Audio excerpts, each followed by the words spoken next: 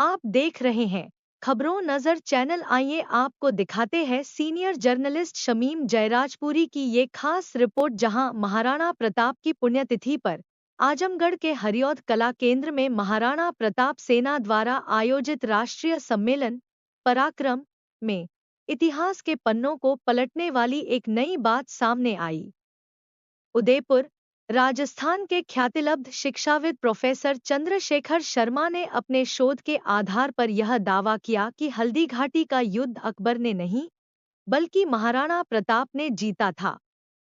उनके इस खुलासे ने सम्मेलन में उपस्थित सभी लोगों को आश्चर्यचकित कर दिया। सम्मेलन में मुख्य अतिथि के रूप में प्रदेश के कारागार मंत्री दारा सिंह चौहान ने कहा कि महाराणा प्रताप का व्यक्तित्व युवाओं के लिए एक अद्वितीय प्रेरणा स्रोत है। उन्होंने कहा कि महाराणा प्रताप का जीवन हमें राष्ट्र के प्रति समर्पण और त्याग की भावना सिखाता है। उन्होंने यह भी कहा कि विजय प्राप्त करने के लिए सबको साथ लेकर चलना होगा। यही भगवान राम और महाराणा प्रताप ने किया था। प्रोफेसर चंद्रशेखर शर्मा ने अपने व्याख्यान में महाराणा प्रताप के जीवन और उनके संघर्षों पर विस्तार से प्रकाश डाला। उन्होंने कहा कि महाराणा प्रताप एक ऐसे योद्धा थे जिन्होंने वनवासियों के साथ जीवन बिताकर उनका दिल जीत लिया था। उन्होंने हल्दीघाटी युद्ध से जुड़े कई अनछुए पहलुओं को भी उजागर किया। विशिष्ट अतिथि विधान परिषद सदस्य डॉक्टर देवेंद्र प्रताप सिंह ने कहा कि महाराणा प्रताप ने देश प्रेम और राष्ट्रीय स्वाभिमान के लिए संघर्ष किया। उन्होंने कहा कि महाराणा प्रताप एक चरित्रवान योद्धा थे, जिन्होंने कभी महिला और बच्चों पर हाथ नहीं उठाया और निहत्थे शत्रुओं पर वार नहीं किया। विधायक डॉक्टर केतकी सिंह ने कहा कि अकबर को महान बताया गया, जो हमारी शिक्षा की कमी थी।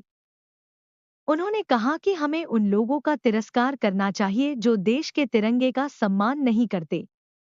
उन्होंने माता-पिता से अपील की कि वे अपने बच्चों को मोबाइल से दूर रखकर महापुरुषों के जीवन से परिचित कराएं।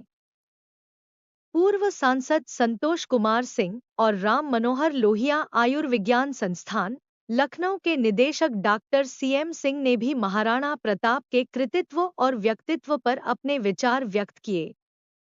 भाजपा नेता अखिलेश मिश्र गुड्डू ने बताया कि उत्तर प्रदेश का संस्कृति विभाग नरौली तिराहे पर महाराणा प्रताप की भव्य मूर्ति लगवाने के लिए तैयार है। कार्यक्रम संयोजक महाराणा प्रताप सेना के राष्ट्रीय अध्यक्ष बिजेंद्र सिंह ने अतिथियों का स्वागत किया और सेना द्वारा किए जा रहे कार्यों की जानकारी दी। कार्यक्रम की अध्यक्षता एडवोकेट शत्रुघ्न सिंह और संचालन डॉक्टर ईश्वर चंद्र त्रिपाठी ने किया। लोक गायक बादल सिंह और आराधना सिंह ने वीर रस से ओतप्रोत गीत प्रस्तुत किए। जादूगर राम राठी ने अपनी कला का प्रदर्शन किया, दर्शकों को मंत्र मुक्त करने के साथ हैरत में डाल दिया। इस अवसर पर प्रोफेसर चंद्रशेखर शर्मा सहित कई अन्य लोगों को सम्मानित किया गया। अपना फौजदार बनाता है, अपना कोई चौकीदार बिठाता है, उस क्षेत्र पर अपना अधिकार करता है और उस जमीन के पट्टे जारी करता है। तब वहां पर ऐसा कुछ भी नहीं मिला, और जो ताम्रपत्र बता रहे हैं कि वहां पर सारा अधिकार प्रताप का था, तो उसके बाद में मैं मानता हूं कि जिन्होंने राजस्व हिस्ट्री पर काम किया है, वो वैसे इतिहासकार भी मौन हो गए। उनको लगा कि राजस्व रिकॉर्ड के आगे हम नहीं बढ़ सकते। और फिर मानसिंह को जो सजा मिली है, आप समझिए, हल्दीघाटी का जो युद्ध लड़ने के लिए जो आया है, और 5 गुनी सेना है। जितनी सेना हल्दीघाटी में प्रताप की, उससे 5 गुनी सेना जो है वो मुगल सेना है, जिसके ऊपर इतना खर्चा किया है अकबर ने। उसके प्रति ये नाराजगी, आप देखिए कि उसको फर्जंद की उपाधि थी मानसिंह को, बेटा। फर्जंद यानी अर्थ होता है बेटा। तो अकबर जिसे बेटा कहता था, उसको ये सजा दी जा रही है हल्दीघाटी के बाद में कि आपको 6 महीने तक शक्ल नहीं बतानी है। 3 महीने नहीं, 6 महीने तक आपको शक्ल नहीं बतानी है। तो ये चीजें बताती है कि हल्दीघाटी के युद्ध में मुगल सेना की पराजय हुई थी और महाराणा प्रताप की विजय हुई थी।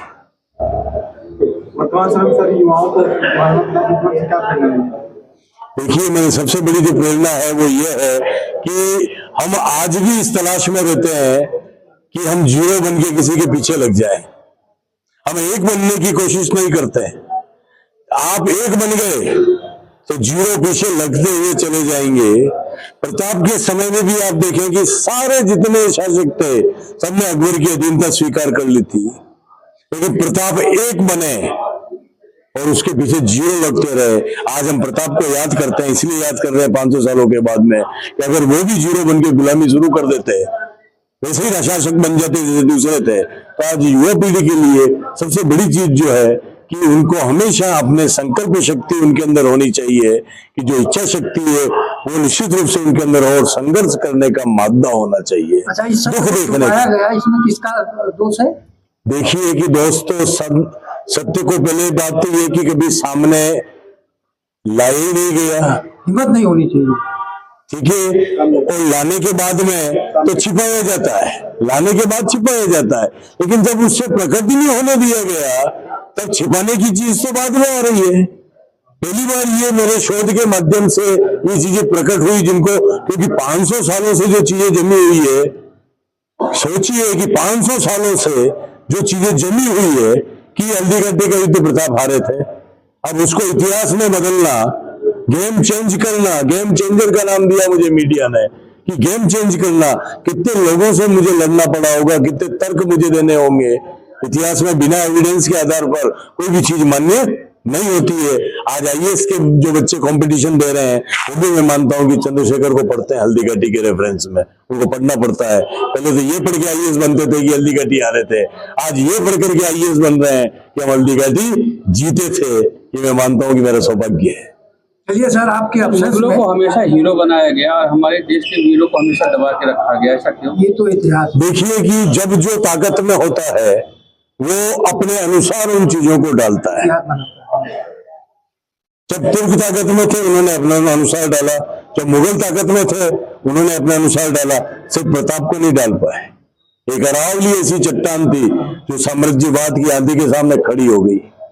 साम्राज्यवाद की आंधी थी, अल्लाह अकबर कहना होगा, अल्लाह उपनिषद का निर्माण कराया था। प्रताप को डाउन करने के लिए 1580 में आप देखिए कि अल्लोपनिषद लिखवाई जाती है अकबर के द्वारा। आज मुझे समय कम मिला, मुझे वो पक्ष उद्घाटित करने थे कि भविष्य पुराण के अंदर अपना रेफरेंस जुड़वाया ताकि यहाँ की जनता मुझे शासक मान लेगी। भविष्य पुराण में मेरा नाम आ जाएगा तो यहाँ की जनता जो है सरेंडर है पुराणों के सामने। उपनिषद नाम से अगर कोई ग्रंथ आ गया तो मुझे यहाँ पर स्वीकार कर लिया जाएगा। ऐसे हथियार भी साथ में चल रहे थे, उनके बीच में वो प्रताप ने न तो उस अल्लोपनिषद को माना, न उस भविष्य पुराण को माना, और सामने उस विदेशी शासक को भगाने के लिए अरावली की तरह से बीच में डट करके खड़े हुए। तो आज वैसे लोगों की जरूरत है, तब जाकर के जो है वो सिलेबस, वो सिद्धांत, वो शिक्षा, वो जो हमारा जो पाठ्यक्रम है वो ठीक होगा। बदलना तो तब तक ये पढ़ाई होता रहेगा, ऐसे ही चलेगा। आप जिम्मेदार किस किस को ठहराओगे, किस किस को ठहराओगे? मेरा ये मानना है कि ऐसे लोग जब सामने आगे आएंगे, ऐसे लोगों को आगे लाया जाएगा निश्चित रूप से, तब शायद आपको इतिहास को कोसने की जरूरत नहीं पड़ेगी। सर, इतना आपको साहस मिल रहा है, इसके पीछे क्या आपका आत्मबल है? मैं इसके पीछे दो चीजें मान करके चलता हूं कि मैं खुद प्रोफेसर हूं 28 साल से। हमारी भी जो दौड़ होती है बड़े बड़े पदों को प्राप्त करने की होती है, और आप विश्वास नहीं करेंगे कि इस स्वाभिमान और स्वतंत्रता के लिए, सच्ची बात के लिए लड़कर के अभी तक मैंने 17 ट्रांसफर अपनी नौकरी में खाए, सिर्फ इसके लिए क्योंकि मैंने कह रखा है कि तुम्हारी जो रेवड़ियां हैं वो मुझे नहीं चाहिए। मैं बिना लोभ के और बिना भय से अपना जीवन जी रहा हूं। इसके अंदर लोभ भी नहीं है, मुझे कुछ प्राप्त करना है कि मुझे मेरा ठाकुर परमात्मा जो मुझे देगा वही मुझे चाहिए, इसके अलावा किसी का दान, मुझे दक्षिणा नहीं चाहिए। और जब इस तरह की चीजें आपके प्रेम के द्वारा आगे आती है, आपके बीच में जब आता हूं तो प्रसन्नता होती है। मैं नहीं चाहता हूं कि वो चीजें जो हो कि हम सत्य को छिपा करके, कुछ नाटक करके, कुछ आर्टिफिशियल बन के, क्या फर्क पड़ता है कोई किसी पद पे रहा या नहीं रहा। लेकिन समाज के अंदर कोई ऐसा काम खड़ा करके चला गया। प्रताप आज क्या करके गए 500 सालों के बाद में? प्रताप ने कौन सा धन दौलत माया बांट दी थी बताइए आप? सोने की असर भी है तो मुगल शासक बांट रहे थे, प्रताप ने तो नहीं बांटी। प्रताप ने क्या बांटा? प्रताप ने चरित्र बांटा, स्वतंत्रता बांटी, स्वाभिमान बांटा, आपको आत्मसम्मान दिया। आज उन चीजों की कदर है और लंबे समय तक कदर जो है उन चीजों की रहती है। जो आपने बताया ऐसे इतिहासकारों ने, देखिए कि ऐसा था कि मुझे जो प्रेरणा मिली वो मैंने मंच में साझा की कि जब मैं बच्चा था और जब वो पाठ पढ़ाया जाता था और उसमें मुझे देख के लगा कि ऐसा हो नहीं सकता कि, और जब मैंने इतिहास में शोध में देखो पीएचडी जो होती है उसमें आप कोई भी हाइपोथेसिस पहले बना नहीं सकते कि साहब हमारा जो है कि यही लक्ष्य है। जब मैं उस फील्ड में गया तो मुझे कुछ कॉपर प्लेट्स जो हैं, ताम्र पत्र जो हैं, जो राजस्व रिकॉर्ड कहलाता है और इतिहास के अंदर प्राइमरी सोर्स के रूप में उन कॉपर प्लेट्स को माना जाता है और उससे बड़ा प्रमाण कोई भी दूसरा नहीं होता है। उसके आधार पर जब राजस्व के पट्टे प्रताप के नाम के हैं, वहां का टैक्स प्रताप को जा रहा है, वहां की जमीन के पट्टे प्रताप इशू कर रहे हैं हल्दी घाटी के, वहां सिक्का प्रताप का चल रहा है, वहां पर जनता जो है आदेश प्रताप का मान रही है। भाई किसी के जीतने की निशानी क्या होती है? बैठक में किस तरह से आप उसको देखें? निश्चित रूप से प्रयागराज की धरती पे महाकुंभ का जो ऐतिहासिक जो कैबिनेट की बैठक होगी, निश्चित रूप से उसमें ऐतिहासिक फैसला लिया जाएगा। ऐतिहासिक जो कैबिनेट की बैठक होगी, निश्चित रूप से उसमें ऐतिहासिक फैसला लिया जाएगा।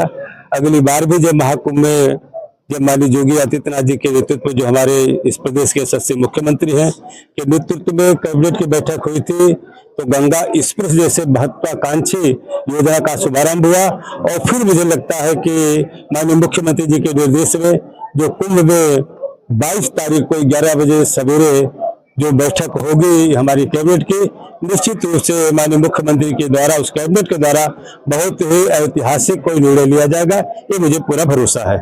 आज महाराणा प्रताप जी की पुण्यतिथि मनाई गई, आप मुख्य अतिथि के रूप में आप क्या संदेश देना चाहेंगे जनता को? और महाराणा प्रताप की जयंती के अवसर पर, उसकी स्मृति के अवसर पर इस कार्यक्रम के माध्यम से और आप मीडिया के माध्यम से मैं बधाई देना चाहता हूँ।